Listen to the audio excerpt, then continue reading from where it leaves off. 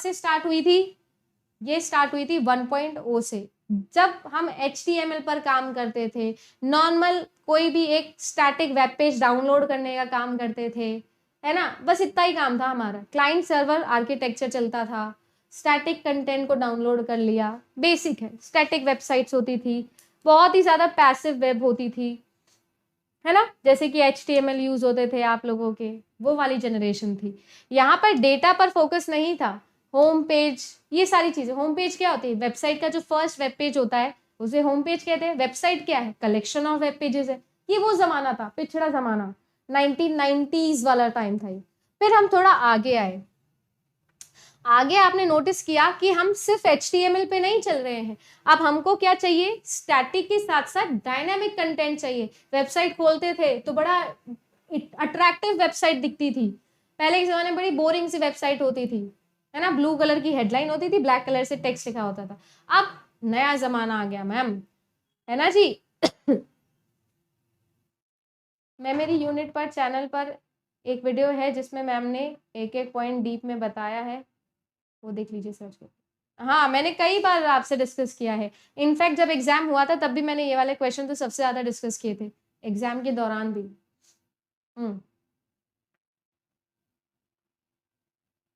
ठीक है, आगे अगर मैं बात करूं आप लोगों से, तो यहाँ पर हम आगे डायनामिक कंटेंट पर, कंटेंट को और अट्रैक्टिव बनाने की बात की गई। तो अब यहाँ पर सीन क्या हुआ? यहाँ पर हम लोगों ने HTML तो यूज किया, हाइपर टेक्स्ट मार्कअप लैंग्वेज के बिना तो वेब पेज बन नहीं सकता। उसके साथ साथ हमने एजेक्स, जावास्क्रिप्ट, CSS, ऐसे सब टेक्नोलॉजीज भी यूज करने लगी। कास्केडिंग स्टाइल शीट्स, एसिंक्रोनस जावास्क्रिप्टिंग हम लोगों ने यूज करने लग गए। इससे फायदा क्या हुआ मैम? इससे फायदा ये हुआ कि आपका कंटेंट डायनामिक हो गया, डायनामिक के साथ साथ अट्रैक्टिव हो गया। एक इंपॉर्टेंट फुल फॉर्म बता रही हूं, एजेक्स, मेरे वाइवा में पूछी थी मुझसे ये। ए का मतलब होता है एसिंक्रोनस, जे का मतलब होता है जावास्क्रिप्ट, और एक्स का मतलब होता है एक्सएमएल। ये तीनों टेक्नोलॉजी मिलके एजेक्स टेक्नोलॉजी बनती है, इससे आपका डायनामिक कंटेंट बनता है। इसके अलावा JSP भी आपके डायनामिक कंटेंट बनाता है, CSS भी बनाता है ना, सर्वलेट भी बनाता है। ये सब किसके लिए काम आते हैं? एप्लीकेशन सर्वर बनाने के लिए। एप्लीकेशन सर्वर बोले तो web server plus dynamic engine, dynamic engine जो स्टैटिक कंटेंट को डायनामिक भी कर सकता है।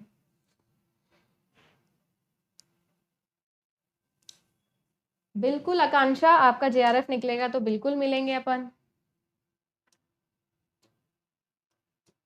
ठीक है। ये जो थी, ये सोशल वेब का जमाना था, इंटरैक्शन इसका मेन गोल था, ठीक है। ब्लॉग्स, विकिपीडिया, ये सारी चीजें वेब 2.0 में आई, ठीक है। फिर हम लोग आ गए हमारे सीमेंटिक वेब पर, बिहेवियरेबल वेब पर, है ना जी। सीमेंटिक वेब बहुत इंपॉर्टेंट है, 2022 का सवाल, सीमेंटिक वेब किसे कहा जाता है? तो याद रखेंगे, सीमेंटिक वेब, वेब 3.0 को कहा जाता है। ये पोर्टेबल एंड पर्सनल लेवल पे लेके चली गई चीजों को, ठीक है ना। यहाँ पर टेक्नोलॉजी जैसी ब्लॉकचेन, आर्टिफिशियल इंटेलिजेंस, कल नहीं परसों वाला 7:30 बजे वाला वीडियो देखा था क्या काउंटडाउन सीरीज का?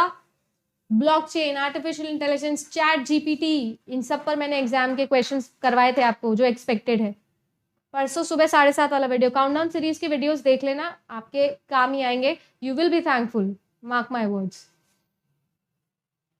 तो ये चीज याद रखिए, ठीक है। Semantic web, blockchain, artificial intelligence, data science, ये वाला जनरेशन है हमारा, ठीक है। इनका एक एब्रीनेम भी हम लोगों ने याद किए थे, है ना, काइंड ऑफ। ये क्या था? ये तो भैया वॉक वाली सिचुएशन थी, वॉक भी नहीं, ये तो क्रॉल वाली सिचुएशन थी हमारी, जब नया नया वेब आया था। टिम बर्नर्स ली ने जब नया नया www बनाया था, 1990 1994 की बात है।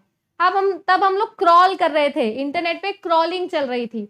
अब हमने थोड़ा वॉक करना स्टार्ट किया, सोशल मीडिया वगैरह थोड़ी आई, है ना। और अब हमने क्या कर दिया है? हमने रन करना स्टार्ट कर दिया है। वेब 3.0 के बाद बिहेवियरेबल वेब आने लगा है, राइट, सीमेंटिक वेब आ गया है।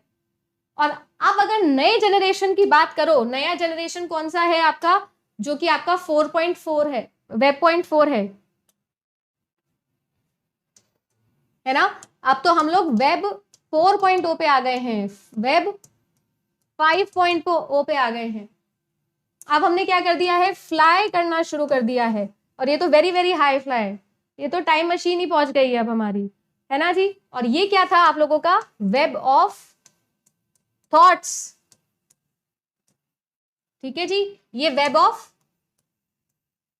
थिंग्स, आईओटी वाला जमाना